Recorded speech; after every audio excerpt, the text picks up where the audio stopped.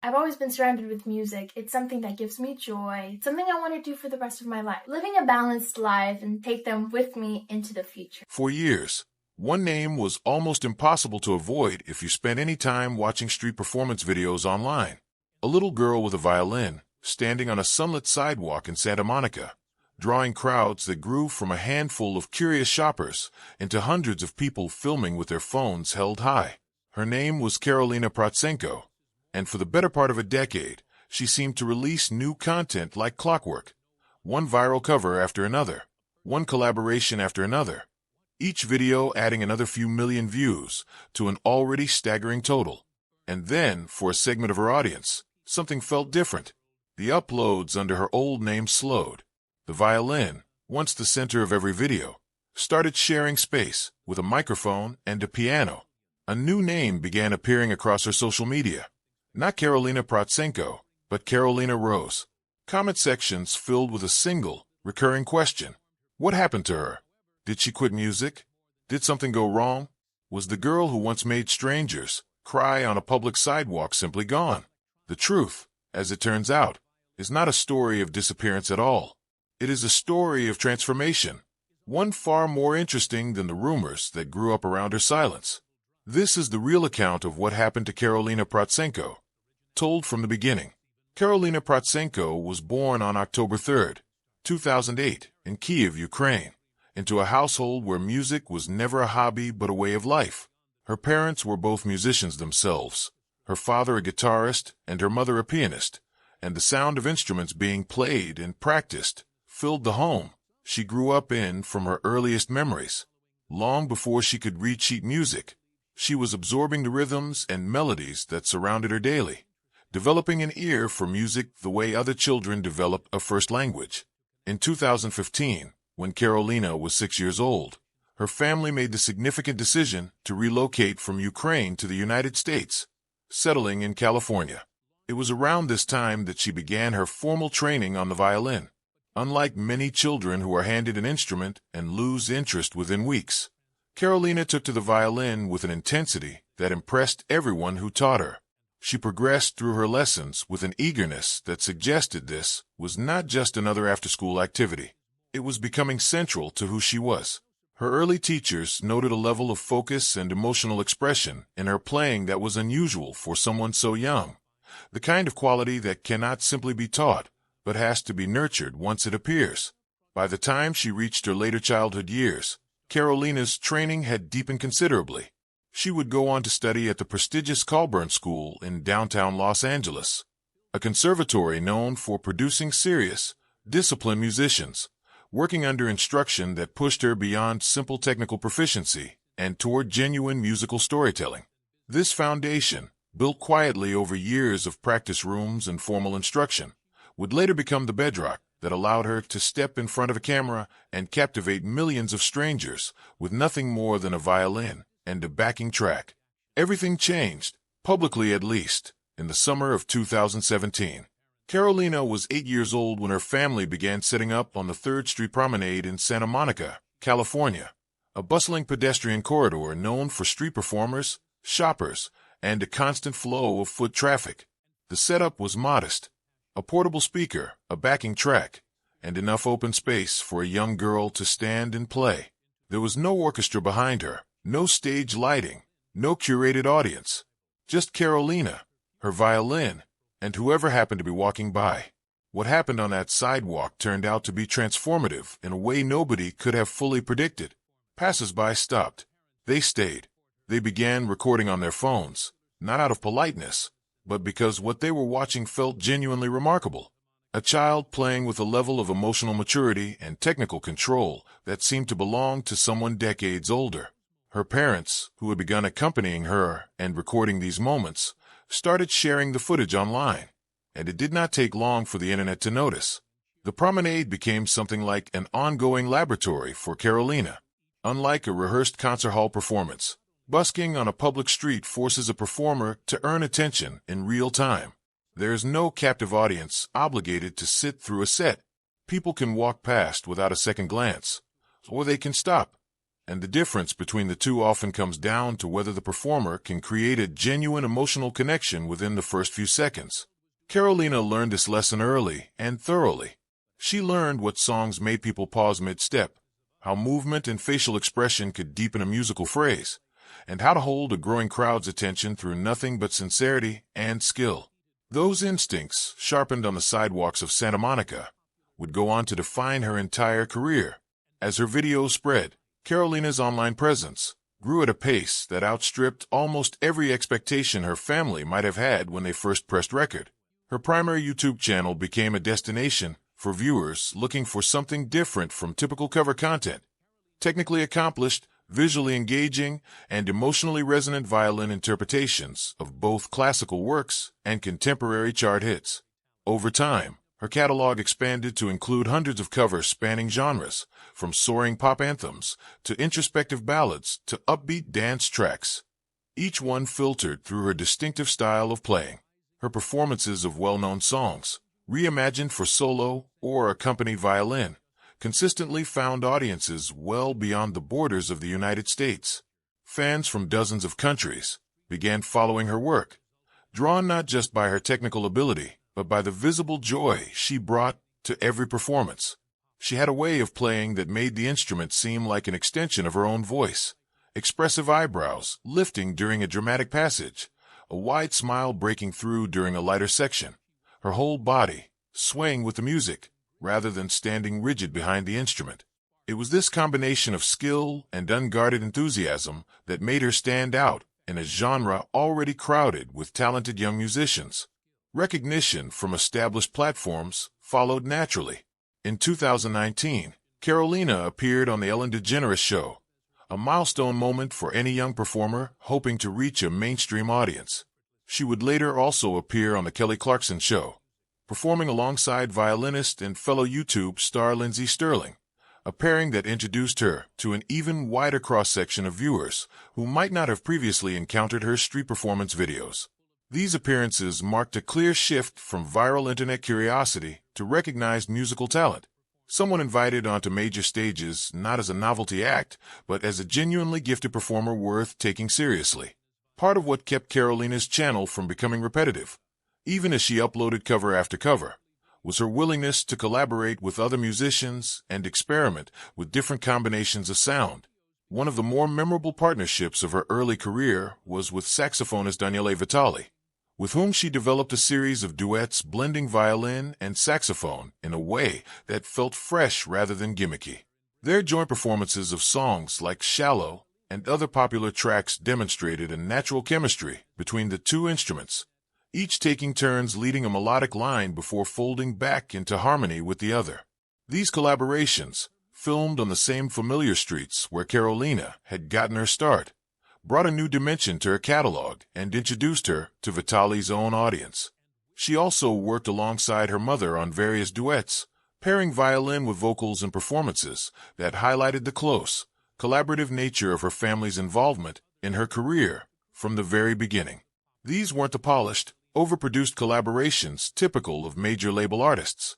They carried an intimacy that came from being genuinely homegrown, of family making music together and sharing it with the world because they believed in what they were creating. As Karolina's technical abilities matured further into her early teenage years, her collaborations grew more ambitious. She took part in a masterclass with acclaimed violinist Jennifer Coe at the Colburn School, working through a movement of the Mendelssohn Violin Concerto in E minor, a piece considered a serious benchmark in the classical violin repertoire. Reviewers who witnessed her performances during this period noted that she was no longer simply a talented young busker.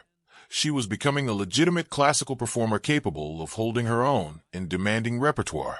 Her orchestral debut came through Orchestra Nova LA, where at 15 years old she performed the Mendelssohn Concerto with a full orchestra behind her, a performance described by those in attendance as the clear highlight of the evening. This was a meaningful marker in her development. It showed that the same young girl who had built her name playing 3-minute pop covers on a sidewalk was equally capable of standing in front of a professional orchestra and delivering a technically demanding classical piece with poise. Beyond the technical achievements and the viral numbers, Karolina's influence on other young musicians became one of the more meaningful threads running through her career. Countless aspiring violinists, many of them children and teenagers themselves, cited her videos as the reason they picked up an instrument or stuck with lessons through difficult early years. Her comment sections, across YouTube and Instagram, regularly filled with messages from young fans describing how her performances had inspired them to keep practicing, to perform in public for the first time, or simply to believe that a passion pursued seriously could lead somewhere extraordinary. This part of her story matters because it complicates any narrative that frames her later shift away from constant violin content as some kind of loss. For years, Karolina represented something specific and valuable to a global audience of young people. Proof that discipline, family support, and genuine love for an instrument could translate into a career built from nothing more than a street corner and a camera. That legacy did not disappear when her content began to change. If anything, it set the stage for the next phase of her artistic life, one built on the same foundation of authenticity that had made her early videos resonate in the first place.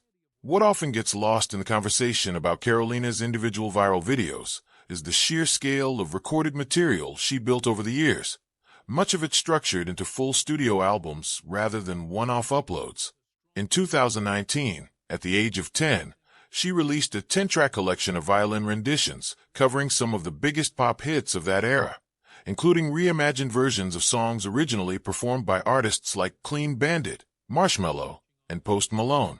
That same year, she released a second collection, a 12-track set blending classical sensibilities with contemporary material, taking on songs from artists as varied as Swedish House Mafia, Billie Eilish, and Lil Nas X.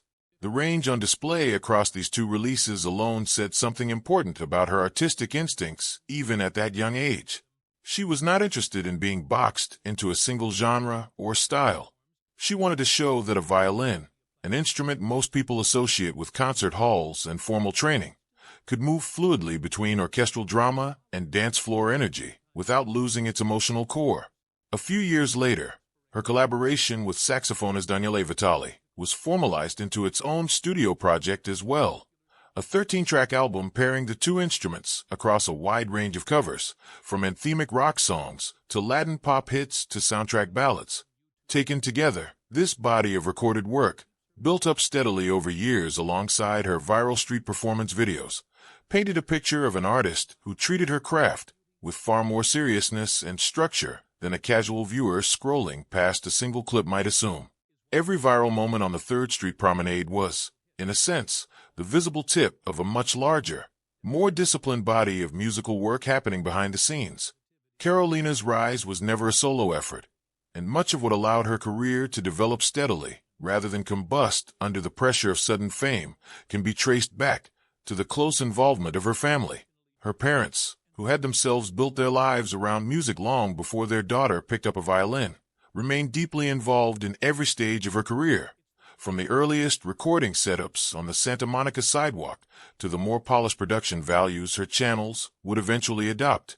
Her mother in particular became a recurring presence in Karolina's videos, occasionally joining her on vocals or piano for duet performances that highlighted the collaborative, family-centered nature of the entire operation. As the years passed, Karolina's family also grew. She has 2 younger brothers, born after the family had already settled into their new life in the United States, and their presence has occasionally appeared in glimpses shared across her social channels, offering fans a broader sense of the household that shaped her. This family-first structure likely played a significant role in why Karolina's transition from viral child performer to teenage singer-songwriter felt gradual and considered rather than abrupt or externally imposed. Unlike many young performers whose careers are shaped primarily by outside management or label pressure, Karolina's musical decisions, at least as far as they have been shared publicly, appear to have remained closely tied to her own family's guidance and her own evolving interests. By the time Karolina's career had matured into its 2nd decade of public life, her footprint extended well beyond a single YouTube channel. She maintained multiple channels dedicated to different aspects of her musical output, alongside an active Facebook page that grew into the millions of followers, a substantial Instagram following built around performance clips and personal updates, and a presence on TikTok and other short-form platforms that introduced her to still younger audiences who may never have encountered her original long-form YouTube content at all. Her music also found its way onto every major streaming platform, allowing fans to listen to her instrumental albums and, later, her original songs, away from the visual context of a filmed performance entirely. This multi-platform structure meant that by the time she began her transition into the Karolina Rose era, she was not building an audience from scratch. She was redirecting an already substantial, already loyal fan base toward a new creative direction, one built carefully enough that longtime fans could follow the shift in real time rather than encountering it as a sudden, unexplained absence. It is a detail worth emphasizing, because so much of the online speculation about her supposed disappearance ignored just how much of her activity remained visible and traceable across these platforms the entire time, for anyone who bothered to look beyond her original, most famous channel. By the time Karolina reached her later teenage years, close observers of her channels began noticing subtle changes. The uploads, while still frequent, started to diversify in tone. Alongside the familiar violin covers, she began sharing more personal, reflective content, behind-the-scenes glimpses of her practice routine, vlog-style updates about her life, and increasingly, hints that she was working on something new. For an audience accustomed to a fairly predictable release pattern, mostly instrumental covers filmed on familiar streets, these signals were easy to miss at first, but they were there. What was actually happening behind the scenes was a young artist beginning to explore a different kind of creative expression. Karolina had spent years interpreting other people's music, channeling songs written and performed by other artists through her own instrument.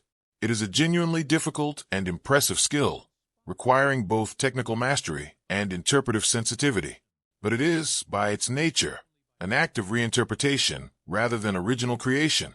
As Karolina grew older, she began writing her own material, developing not just melodies but lyrics, moving from an interpreter of other people's stories to someone with stories of her own to tell. This is not an unusual trajectory for young musicians who begin their careers as prodigious instrumentalists. Many performers who first find an audience through covers eventually feel pulled toward original songwriting, wanting to put their own words and experiences into the music, rather than continuing to filter other artists' work through their own playing indefinitely. For Karolina, this pull appears to have grown steadily throughout her mid-teenage years, culminating in a decision that would reshape how she presented herself publicly. In the summer of 2025, Karolina made that shift public. Through a combination of an Instagram announcement and a YouTube video, she revealed that she would be stepping forward under a new stage name, Karolina Rose. She explained that Rose was, in fact, her own middle name, and that adopting it as part of her public identity was less about leaving her old self behind and more about opening a new chapter of her artistic life. She described entering what she called her pop girl era, a phrase that captured both the playfulness and the seriousness of the transition she was making. Part of the practical reasoning behind the simpler name, she noted, was accessibility. Rose was easier for new listeners to search for and remember than the more complex surname, Protsenko. A small but meaningful consideration for an artist hoping to build a distinct identity as a singer-songwriter separate from her established reputation as a viral violin cover artist. This rebranding was not a rejection of her past. Her violin content continued to be uploaded under her original name and channel, keeping the audience that had followed her journey from childhood intact and engaged. What Karolina Rose represented instead was an expansion, a second lane running alongside the first rather than replacing it. Fans who had spent years watching her reinterpret other people's songs on a violin were now being invited to watch her write and perform songs entirely her own, using her own voice for the first time in a public, sustained way. The rollout of this new identity was deliberate and personal. Karolina shared footage of herself in the studio, working through the process of writing her debut original single. She spoke candidly, in the kind of vulnerable, unfiltered way that had always defined her connection with her audience, about what it felt like to move from an instrument she had mastered over a decade to a voice she was still discovering how to use in this new context. On August 15, 2025, she released her debut single as Karolina Rose, titled Advice, through her own label, Protsenko Music Incorporated. The song, built around themes of self-worth and moving forward after being hurt, was accompanied by an official music video and quickly found an audience among fans eager to hear this new side of her artistry. She followed it with additional original material in the months after, continuing to build out this new chapter of her career while never fully stepping away from the violin that had made her a household name among fans of street performance content in the first place. Given all of this, it is worth asking directly why so many corners of the internet framed Karolina's evolution as a disappearance or a mystery in the first place. Part of the answer lies in the nature of algorithm-driven platforms and fan communities that thrive on speculation. When a creator known for a very specific, consistent type of content begins to shift, even gradually and with clear public explanation, segments of the audience who primarily engaged with the old format can feel a sense of loss, even confusion, especially if they were not following her secondary platforms closely enough to catch the announcement in real time. A slowdown in one type of upload, paired with the emergence of unfamiliar content under a new name, is exactly the kind of ambiguous signal that speculative, what happened to style videos and posts tend to seize on, regardless of whether an artist has actually stepped away from public life at all. It also does not help that search engines and social platforms are flooded with low-effort content specifically designed to exploit this kind of curiosity, using dramatic titles and vague suggestions of tragedy or scandal to generate clicks, even when the underlying reality is considerably less sensational. In Karolina's case, the truth was never a story of hardship or withdrawal. It was a story of an artist growing up in public, doing exactly what many musicians who start young eventually do, expanding beyond the format that first made them known, without abandoning the audience or the artistry that got them there. As of the most recent updates from her platforms, Karolina continues to build out both sides of her artistic identity. Her violin channel remains active, still featuring the kind of emotionally driven covers that built her original following, while her work as Karolina Rose continues to develop with additional original releases following her 2025 debut. She remains enrolled in serious musical study, continuing to build her technical foundation even as she branches into songwriting and vocal performance, a dual commitment that speaks to how seriously she takes both halves of her artistic identity.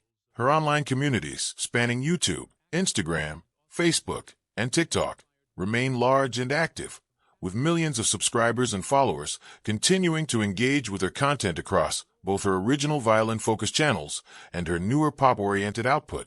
Far from vanishing, she has simply become harder to sum up in a single sentence. No longer just the violin girl from Santa Monica, but an evolving artist working across mediums, still building toward whatever comes next.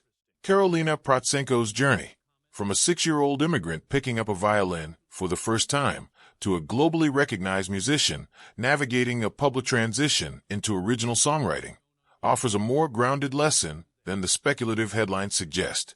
Growth, especially public growth carried out in front of millions of strangers, rarely looks like a straight line. It often looks confusing from the outside, full of pauses and shifts that can be misread as decline or disappearance, when they are, in fact, simply evolution. What really happened to Karolina Protsenko is not a mystery at all once the full picture comes into focus. She did not vanish. She did not walk away from music. She did what serious young artists so often do when given enough time, enough support, and enough courage. She grew beyond the format that first introduced her to the world, carrying everything she learned on that Santa Monica sidewalk into a new chapter she is still in the process of writing. Her story remains, at its core, the same one that first captivated audiences back in 2017. A young person who found something she loved, worked at it with extraordinary discipline, and shared it with anyone willing to stop and listen. The instrument in her hands may have expanded to include a microphone and a pen, but the underlying spirit driving her forward has not changed at all. What do you think about Karolina Protsenko's evolution into Karolina Rose? Let us know in the comments below. Thank you for watching, and don't forget to like and subscribe for more stories like this one.